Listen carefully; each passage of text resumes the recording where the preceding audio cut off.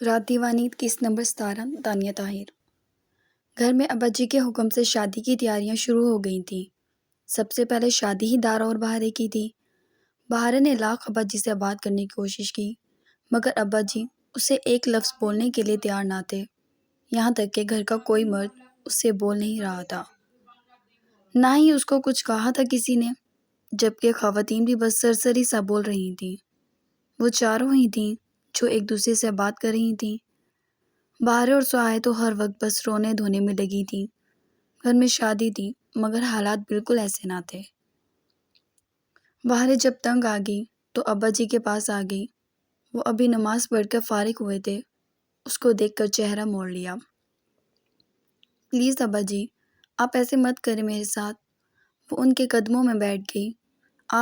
آپ نہ کریں ایسے، میں آپ کے بنا نہیں رہ سکتی، میں ایک لمحہ نہیں رہ سکتی، آپ مجھے خود سے دور مت کریں۔ وہ بولی،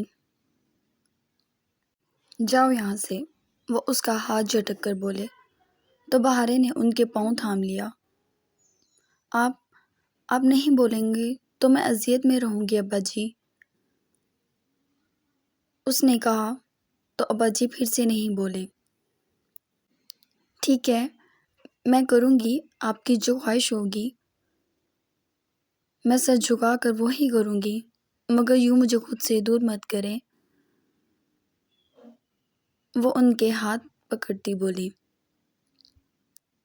اب کہ انہوں نے جھٹکا نہیں اس کا ہاتھ، بہت نا امید ہوں میں تم سے بہارے، بہت زیادہ۔ ابا جی بس اتنا ہی بولے۔ انداز میں فرق اب بھی نہیں آیا تھا، جب کہ بہارے رو دی۔ انہوں نے چپ نہیں کرایا اور وہ یوں ہی سر جھکائے روتی رہی تھی تھوڑی دیر، اور جب انہوں نے کوئی رسپانس نہیں دیا تو وہ ان کے پاس سے اٹھ گئی، باہر نکل گئی شکستہ قدموں سے۔ وہ خود نہیں جانتی تھی کہ یہ فیصلہ کیسا تھا، مگر ابا جی اسے ہر صورت میں عزیز تھے۔ یہ کیا کر رہی ہو تم بہارے؟ اچانک اس کا ہاتھ کسی نے پکڑا اور اپنی جانب کھینچ کر بلال اسے ایک طرف لے گیا اور اسے سوال کرنے لگا۔ وہی جو آپ کو دکھ رہا ہے بلال بھائی، بہارے نے سنجیدگی سے کہا۔ یار پلیز بہارے، مجھ سے کوئی غلطی ہو گئی ہے، کوئی بات بری لگی ہے تو سوری، مگر اس طرح میرے دل کا خون نہ کرو۔ وہ بولا، آپ بہت اچھے ہیں، آپ سے کوئی بھول نہیں ہوئی۔ وہ جانے لگی، پھر کیوں کر رہی ہو تم اس طرح؟ وہ اس کے دونوں شانے تھام گیا۔ آپ اور میں ایک نہیں ہو سکتے۔ اس نے بھیگی نظروں سے بلال کی جانب دیکھا۔ تو تم سمجھتی ہو دارا اور تم ایک ہو سکتے ہو؟ تو یہ میں نہیں ہونے دوں گا، وہ بھڑک کر بولا۔ ٹھیک ہے، کر لیں کوشش تو میں نے بھی بہت کی ہے کہ اس شخص سے شادی نہ ہو۔ اسی بات کے تحت ہر حد پار کر دی، مگر کوئی فائدہ نہیں ہوا۔ آپ بھی کوشش کر لیں، شاید میں بچ جاؤں۔ وہ کہہ کر اس کا ہاتھ جھٹک کر وہاں سے چلی گئی۔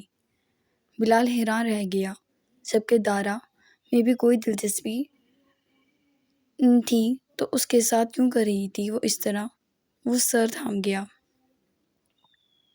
جب سے گھر میں شادی کی تیاریاں شروع ہوئی تھیں، اسے لگ رہا تھا دم گھٹ جائے گا اس کا۔ تبھی وہ ابا جی کے پاس آ گیا۔ یہ سب کچھ جو آپ میرے ساتھ کر رہے ہیں اچھا نہیں کر رہے آپ، وہ بلند آواز میں بولا تھا۔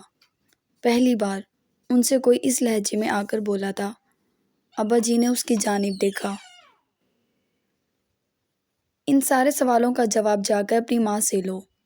میں نے نہیں، اس نے خود تم سے شادی نہ کرنے کا فیصلہ کیا ہے، اور رامین بہتر جانتی ہے کہ اس نے ایسا کیوں کیا ہے۔ وہ بھی غصے سے بولے، جبکہ بلال حیران ہی رہ گیا کہ اس کی ماں نے ایسا کیا کیا تھا۔ وہ الٹے قدموں سے رامین کے پاس دوڑا تھا۔ امی مجھے بات کرنی ہے آپ سے۔ اس نے رامین کا ہاتھ پکڑا اور اسے کچن سے لے کر کمرے میں لے آیا۔ سب ان دونوں کو دیکھ رہے تھے، مگر بلال نے اکیلے میں بات کرنی تھی۔ آپ نے بہارے کو ایسا کیا کہا ہے جو اس نے شادی سے انکار کر دیا؟ وہ بے چینی سے پوچھ رہا تھا۔ میں بھلا کیوں کچھ کہوں گی؟ یہ تو اس کا فیصلہ تھا، میرا کیا عمل دخل ہے؟ میں نے کچھ بھی نہیں کیا، نہ کہا اسے بیٹا۔ رامین حیران ہوئی۔ پھر اس نے ایسا کیا سن لیا جو انکار کر دیا امی؟ وہ بولا، جبکہ رامین کو یاد آیا وہ اور نصرت بیٹھے اسی کے متعلق بات کر رہے تھے اور شبہ تھا کہ باہر کوئی ہے۔ تو وہ کیا بہاریں تھی؟ رامین زبان دبا گئی اور بلال نے محسوس کر لیا۔ امی، اس نے ماں کی جانب دیکھا۔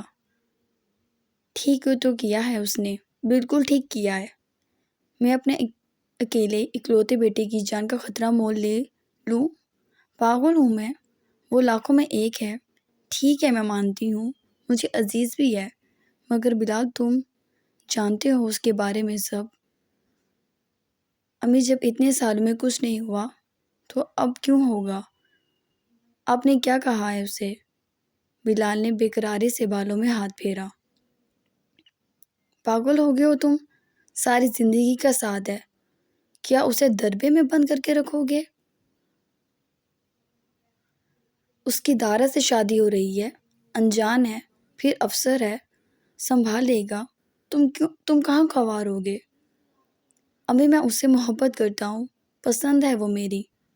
نہیں، کوئی محبت نہیں ہے تمہیں، بس اس کی خوبصورتی سے متاثر ہو کر تم۔ اور اینی کو دیکھو، وہ کتنی پیاری ہے، مجھے تمہارے لیے بہت پسند ہے۔ سوچ رہی ہوں ابا جی سے کہوں کہ وہ تمہاری اور اینی کی منگنی کر۔ بالکل نہیں، میں بہارے کے علاوہ کسی کو نہیں سوچوں گا، اور نہ ہی آپ مجھے مجبور کریں گی۔ وہ ایک دم بھڑکا اور ماں کے کمرے سے نکل گیا۔ پاگل ہو گئے ہو تم، رامین پیچھے سے بولی تھی، جبکہ اسے بالکل بھی فرق نہیں پڑتا تھا اس بات سے کہ وہ پاگل ہو گیا ہے یا نہیں۔ وہ پہلی بار اسے کال کر رہی تھی، کچھ گھبراہٹ بھی تھی۔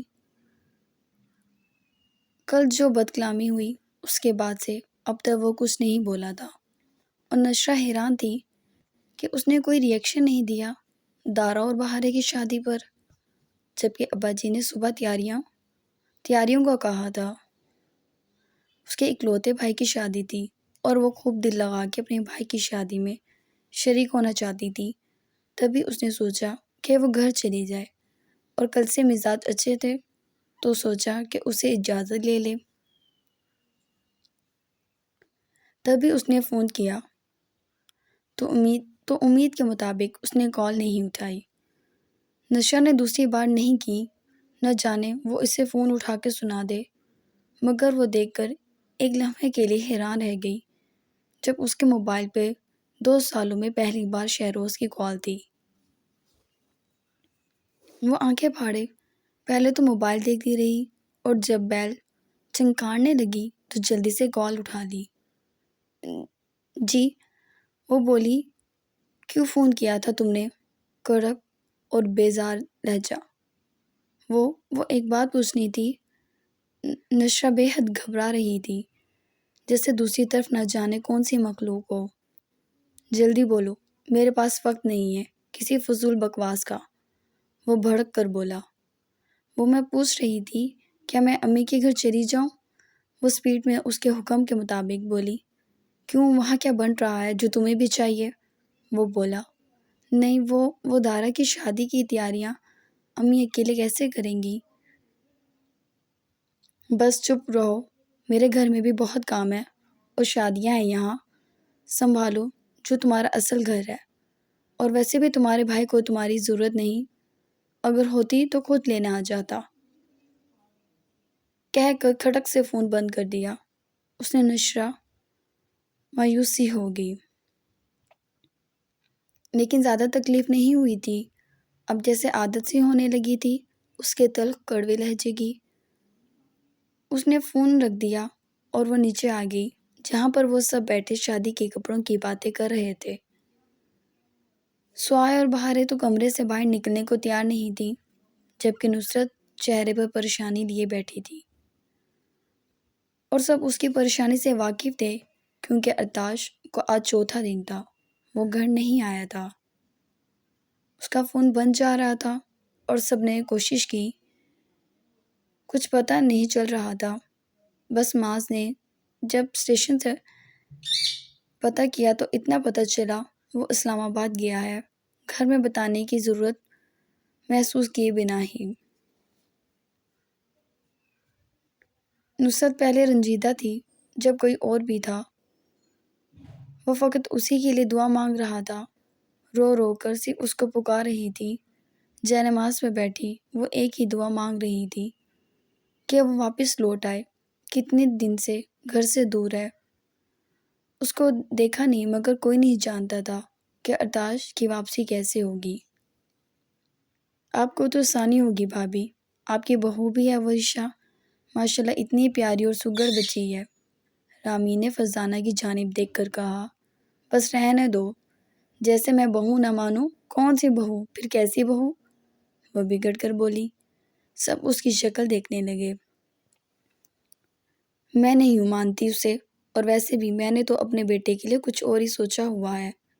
ایک بار سہیل کی شادی ہو جائے، اس کے بعد معاذ کا موضوع چھیڑوں گی، ورنہ ابا جی خفا ہو جائیں گے، فرزانہ نے کہا تو رابعہ نے نفی میں سر ہلایا۔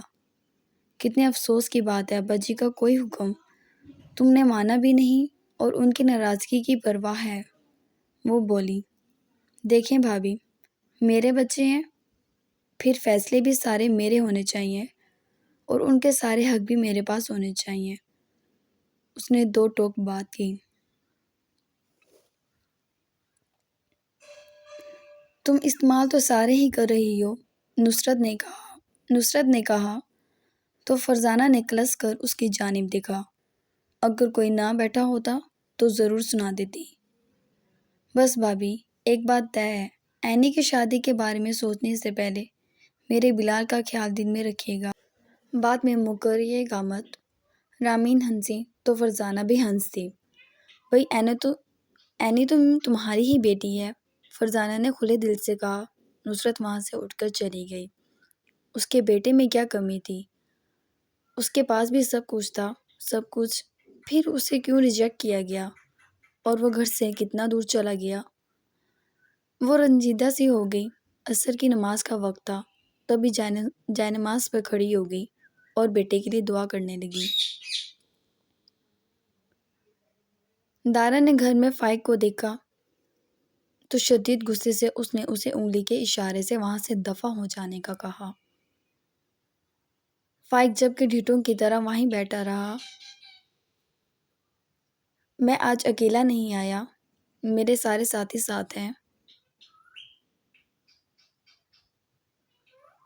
فائق نے دانت نکالے، وہ دارا سے ایکسکیوز کرنے آیا تھا، کیونکہ نہ ہی وہ فائق کا فون اٹھا رہا تھا اور نہ ہی کسی سے بات کر رہا تھا۔ تبھی معاذ اور فائق اس کے پاس آئے تھے۔ بلال نے تو نام سنتے ہی جیسے مار دینے کی دارا کو قسم کھا لی تھی، جبکہ شہروز اب تک خاموش تھا۔ معلوم نہیں کیوں، شاید بہن کی حرکت کا احساس ہو رہا تھا،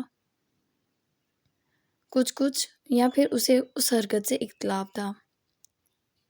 دارا نے معاذ کو بھی لفٹ نہیں کرائی اور اپنے کمرے میں جانے لگا کہ معاذ نے اس کا ہاتھ پکڑ لیا۔ سوری یار، جو بھی ہوا بہت برا ہوا ہے، میں نے کوئی اس بارے میں کچھ کہہ نہیں سکتا اور نہ ہی شاید تمہارا دل بھر سکتے ہیں۔ تم جانتے ہو ابا جی خود آنا چاہتے تھے، تایا جی، بابا اور چاچو سب، بٹ پھر میں نے ہی روک دیا۔ مجھے اس بارے میں مزید بحث نہیں کرنی۔ دارا نے معاذ کے ہاتھ جھٹکے۔ معاذ کو اس کا غصہ بجا لگا تھا، جائز ہی تھا کہ وہ ان سب کے ساتھ یہ رویہ رکھتا۔ اگر تم دونوں کی بات ہو چکی ہے تو جا سکتے ہو، وہ بدلحاظی سے بولا۔ دارا، امی ان دونوں کے لیے چائے بنانے گئی تھی، اس کی بات سن کر ذرا خفی سے بولی۔ تو آپ خود سرو کریں اپنے مہمانوں کو، وہ بھڑک کر کہتا چلا گیا۔ فائق نے شانے اچکا دیا۔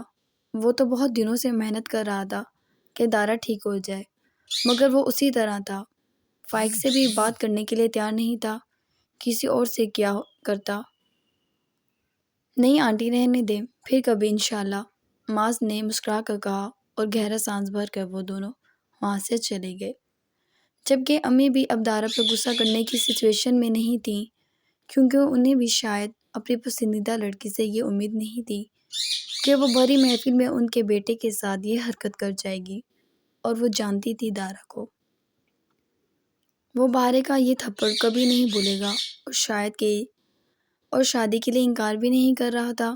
وقت اور حالات نہ جانے کیا رخ اختیار کرنے والے تھے۔ دن رات یوں ہی آتے جاتے گزر گئے تھے، مگر ارتاش نہیں لوٹا تھا۔ اب تو نصرت کی طبیعت بھی خراب ہو گئی تھی اور وہ بستر پر پڑ گئی تھی، ایک ہی بات کہہ رہی تھی کہ میرا بیٹا لا دو، میرا بیٹا لا دو، جہاں ہے۔ وہ جب کسی ٹور پہ جاتا تو لازمی گھر والوں سے رابطے میں رہتا تھا، دوسری طرف باقی گھر والے بھی تو پریشان تھے۔ معاذ فائق شہروز نے ہر ممکن طریقے سے اس سے رابطہ کرنا چاہا تھا، مگر رابطہ ہو نہیں رہا تھا، جبکہ اس گھر میں ایک لڑکی بھی سلگ رہی تھی اس کے لیے۔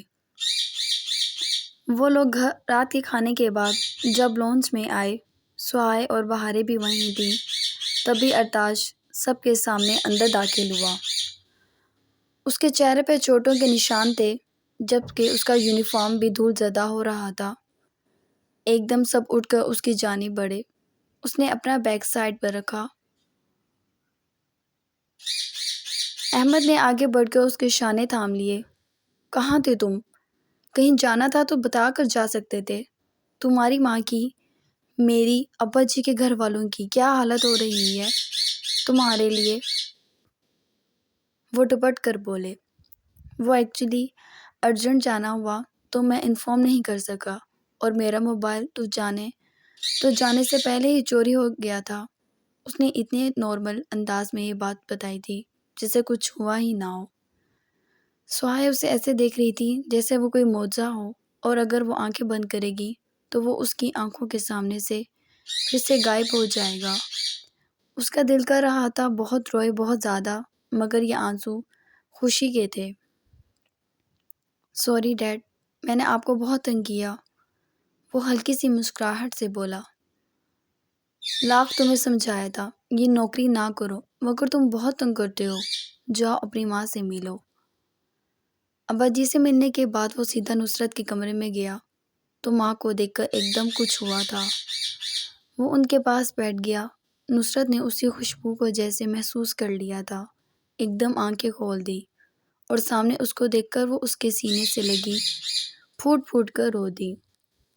ارتاش، تم بچپن میں بھی یوں ہی روٹھ کر گھر چھوڑ دیتے تھے، مجھے لگا تم مجھے چھوڑ گئے ہو۔ وہ رو رہی تھیں۔ ارتاش نے اپنے مضبوط بازوں سے انہیں احساس دلایا کہ وہ ان کے پاس ہے۔ نہیں مما، اب میں بڑا ہو چکا ہوں، اب گھر چھوڑ کر نہیں بھاگوں گا، وہ ہنسا، اور نصرت نے آنسو صاف کیے تو نصرت نے اسے غصے سے بہت لگا دی۔ خبردار، جو آج کے بعد تم بنا بتائے کہیں گے، میں خود تھانے پہنچ کر تمہاری وہاں عزت افزائی کر دوں گی۔ وہ پرسکون سی ہوتی اور مصنوعی غصہ اتار رہی تھی، جبکہ ارتاش مسکرا کر ان کے ہاتھ چوم گیا۔ میں تو آپ کو خوشخبری دینے والا تھا، وہ بولا۔ نصرت اس کی جانب دیکھنے لگی۔ وہی گھر میں سب کی شادی ہو رہی ہے تو آپ اپنے بیٹے کو دولہا کب بنائیں گی؟ وہ بولا تو نصرت ایک دم حیران رہ گئی۔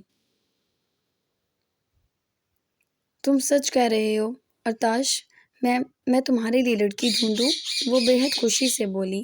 جی، وہ مسکرایا تو نصرت کے دل کو جو اطمینان ملا تھا جیسے پہلے کبھی میسر نہ ہو۔ میں فریش ہو جاؤں ذرا۔ یہ چوٹیں، نصرت نے اپنی خوشی میں اس کی چوٹوں کو بھول گئی تھی، یہ تو ہلکی پھلکی ہی لگ جاتی ہیں۔ مام، افسر ہے آپ کا بیٹا، وہ ہنستا ہوا باہر نکلا۔ سب اسی کی جانب دیکھ رہے تھے۔ اس کی آواز باہر تک آ رہی تھی۔ وہ اپنے کمرے میں چلا گیا۔ اس نے ایک نگاہ بھی اٹھا کر سہائے کی جانب نہیں دیکھا تھا۔ بہت اچھا فیصلہ کیا ہے میرے پوتے نے۔ ابا جی تو بہت خوش تھے۔ فرزانہ کو بھی احساس ہونا چاہیے تھا کہ وہ اس کی ضد کے آگے زندگی نہیں ہار چکا۔ ابا جی مطمئن سے ہو کے چلے گئے، جبکہ فائق، معاذ اور سعد سمیت آج شہروز بھی ایک دوسرے کی جانب دیکھ کر رہ گئے۔